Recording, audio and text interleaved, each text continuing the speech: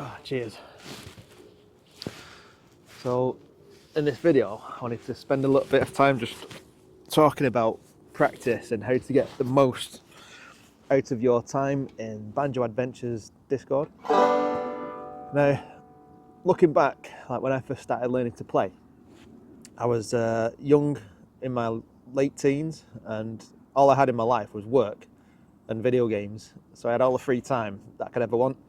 So when I was learning to play, you know, I had so much spare time that I could just sit there for hours and hours and just practice and learn. But now that I'm a bit older and I've got a family and I've got a family business to run, and just finding time to put these videos together is proving difficult. So I can appreciate how hard it can be, you know, to find the time to just sit there and learn how to play this new skill. And yeah, so I wanted to put this video together just to try and explain, just from my own personal experience, how to get the most out of your time learning, and good and bad ways to practice. And yeah, I think the first time I put this video together, I did it as like a slideshow, like a PowerPoint, and I thought it was brilliant at first, and then I've just watched it back recently and it nearly sent me to sleep. So I thought I'd do it, obviously face to face, so you can actually see me talking, and I'll try and explain my points a bit better.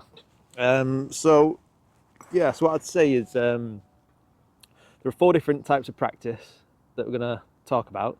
There's 3 good types and 1 bad, and I'll just go through each type of practice individually and just explain my reasoning behind them.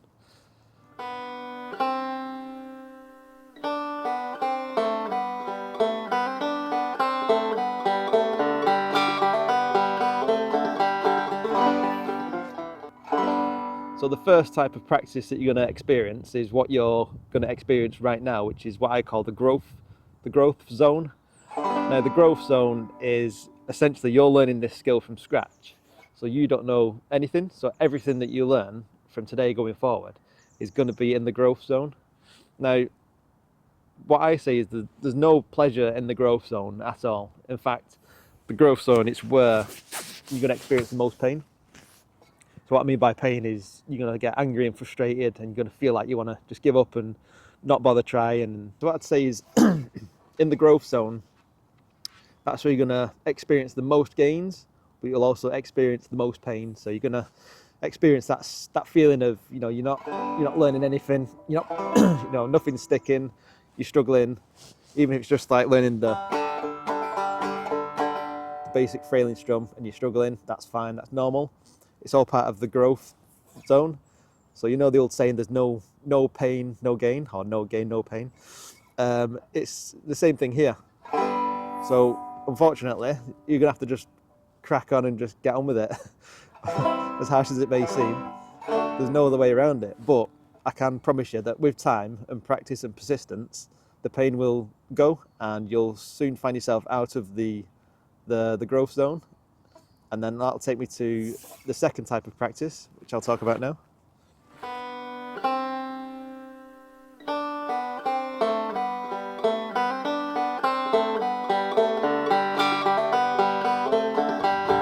So the second practice that I like to talk about is what I like to call the practicing to perfection. So in the practicing to perfection zone, what that entails is, say for example, you've learned how to do the basic frailing strum, but it's not great, you know, you're still having to look at your hand and you're still a bit unsure and your timing's off. But you know the basics, you know, you've been in the practice zone 1, the growth zone, you've learned something new, but all you have to do now is practice it. You're essentially taking that new skill that you've learned and you are just perfecting it. Now, although practicing to perfection is good, because obviously you want to get the best at the skill as you can, there is a ceiling, and once you reach that ceiling, there's no point keep on going. So once you've got to a point where you can do something competently and well, there's no point then just continuing to just do that, because you can only get so good at doing, for example, the basic frailing strum. So once you get to a point where you've reached that ceiling and you can't get any better, or you've plateaued, you're then going to have to go back to practice number 1, back to the growth zone, and pick up a new skill, whether it's learning a new chord or combining the basic frailing strum and a chord, you're going to have to go back to the practice zone 1, the growth zone, and as much as you don't want to and as much as it causes you pain, you're going to have to do. So yeah, so that's practice number 2.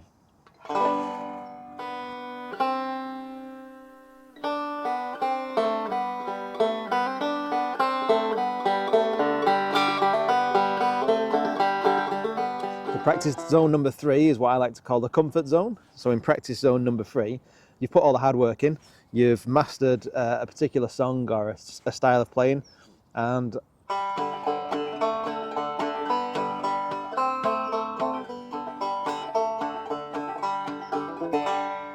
you can just relax, pour yourself a cup of coffee or a glass of wine, light the fire pit, and you can just sit there and just play tunes and yeah, just enjoy, because that's the whole reason why we're learning to play the banjo, is so we can just relax and enjoy and play some tunes and, you know, listen to some music. And as good as that is, and it's still considered to be good practice, there's no growth and there's no way to perfect really. All you're doing is you're just maintaining the skills that you already know. So you've learnt the skills and you just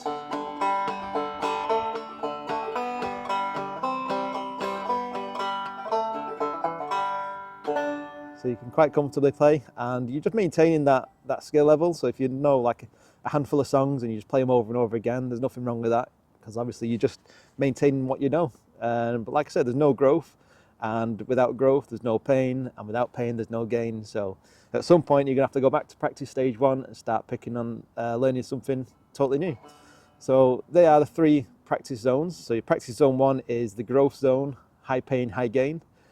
Practice zone number 2 is the practice to perfection, where we're just going to learn a new skill and master it and perfect it. And then practice zone number 3, which is just maintaining what we already know, the comfort zone as I call it.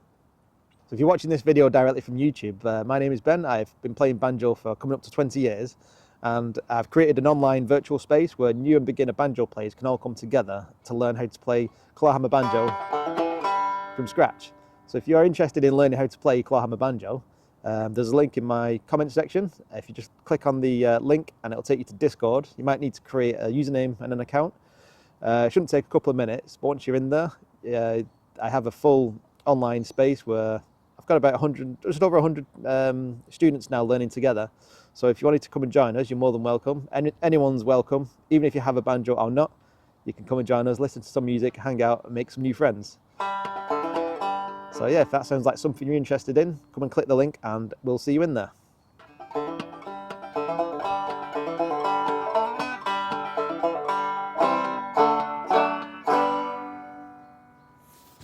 So once you've understood those 3 practice zones, there is a 4th one, which I like to call bad practice, and that's essentially just no practice at all. So the only way you're going to get worse at playing the banjo is by not practicing at all. And it'll take time, but over time you will start to forget things that you've learned, and you will start losing the ability to do different things that you might have learned. So yeah, so the only bad practice really is no practice. And the old saying goes, there's no substitute to time spent behind the banjo. So to learn this skill, they say it takes between 500 and 1,000 hours of practice and just playing to become a half decent banjo player. So how you decide to spend those hours is entirely up to you. So whether it takes you weeks, months or years to learn how to play the banjo, that's entirely up to you. So what I'd talk about next is time spent in the Discord and time spent learning, and how you can get the most out of your time behind the banjo, and how you can maximize your effectiveness and your learning when you're playing and practicing the banjo.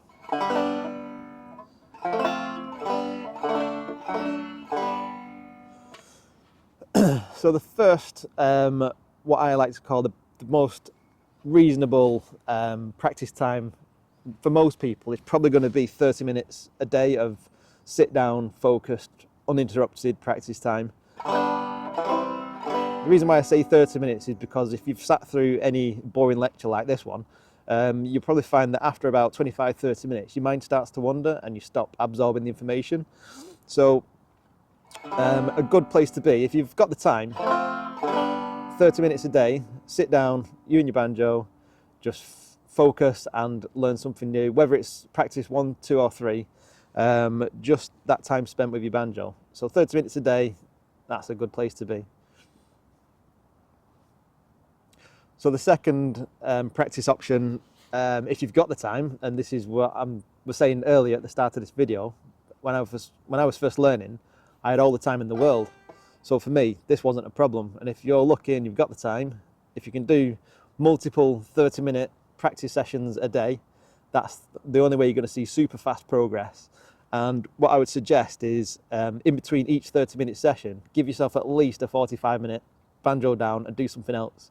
For the same reason that I mentioned before, is after 25-30 minutes, not only do you mentally start not taking information in, but your brain literally cannot like take in the information. It needs time to just rest and absorb what it's just learned. So what I would suggest is, if you are going to do multiple 30-minute sessions a day, just stop after 30 minutes and give yourself that 45-minute break just to do nothing, or go and wash the pots, or take the bins out, or just do something different. Put your banjo down, and yeah, you need to give yourself that rest because you need it. And the other practice that I would say is pretty effective, it might make slow progress, but it should help you maintain and learn new stuff, which would be 2 30-minute sessions a week. So it's not ideal, and it is slow progress, and I'd say that is the bare minimum. If you spend like 2 30-minute sessions, so you could practice on like a Monday and a Thursday, just for 30 minutes. If you do that once a week, you'll see very slow progress. You will see gains, but it will be slow. And I think that is the bare minimum. I thought that you could do anything less than that. Anything less than that, like 1 30-minute session a week, you're not really going to see any benefits. Now, what I would suggest you don't do, and I know this through myself, my own personal learning journey, is don't think that you can spend 2 hours non-stop. So don't feel as though you can like wait till a Sunday and then you're going to sit down for a couple of hours and watch a load of videos and try and learn it all in a bulk session, like cramming before a test. It doesn't really work, and it's not how our brains have evolved to like digest the information. So if you wanted to spend hours and hours trying to learn, your brain just will not accept that amount of information, because it is a very complex skill. It's deceptively simple, but it is very complex what we're actually trying to do, because you're going to obviously do your right hand and then your left hand gets involved. You have to think about timing and coordination, and it is a lot to take in. And what we have to do is subconsciously teach our primitive monkey brains that this banjo thing is important and it is worth learning. And the only way you can do that is by repeated repetition, practice, rest, repeated practice, repetition, rest, over and over again. And that is the only way that you're going to get good. So if you imagine your brain, for the first time you practice, on day 1, your brain will be thinking, oh, this is interesting, what's all this about? Then on your second day of practice, your brain will be like, oh, I remember this, we did this yesterday. Yeah, it must be quite important, so I better pay attention this time. And then by day 3, not only is your brain remembering what it's done, but it's anticipating what's coming next. Oh, day 3, we'll probably be practicing the banjo again today. Right, I better pay attention, because obviously it's important, because he's making me do this banjo thing again, so let's pay attention. And then by day 4 and day 5, not only is your brain getting ready to learn, but it's in learning mode, and it's accepting that whatever we're doing, for whatever reason, this whole banjo thing is super important, otherwise we won't be doing it every single day, so I better pay attention. And that's kind of how our brains work. I'm no neuroscientist, but just from my own personal learning experience, that's what I found. And yeah, so consistent practice and rest and repetition is the fastest way you're going to learn. And if you imagine saving it all to the weekend and then thinking that you're going to sit down there for 3 hours and do it all in one go, that's equivalent of you sitting down on day 1, picking up your banjo, and your brain's going, oh, this is interesting, yeah, this sounds totally new, I've not done this before. And then by about 30 minutes, not only is your brain completely exhausted and it can't take any more information in, but it just stops. It's just not worth you trying to force it to learn, because that's not how it learns. And then after, say, 30 minutes, 40 minutes, you just will not take any more information in, and you're not learning anything. You're just kind of like battering your brain into believing that like whipping it into shape. Come on, you need to learn this, and it doesn't work. And not only that, but by doing that once a week, come the week after, the next Sunday, and you sit down with your banjo again, not only have you forgotten everything you've learned, but yeah, it's like I say, it's like cramming for an exam on Monday, sitting down Sunday night, getting ready for an exam Monday. You can only take in so much information, so I would seriously avoid leaving it all to the weekend and then just sitting down for 3 or 4 hours and trying to get the most, trying to just do as much as you can in that time. So yeah, so I would take away from this video, the quickest way you're going to learn is one 30-minute session a day, or if you've got the spare time, multiple 30-minute sessions a day with rest in between. And that is the fastest, most efficient way and the most valuable use of your time spent in this Discord. And that's the quickest way you're going to learn this skill.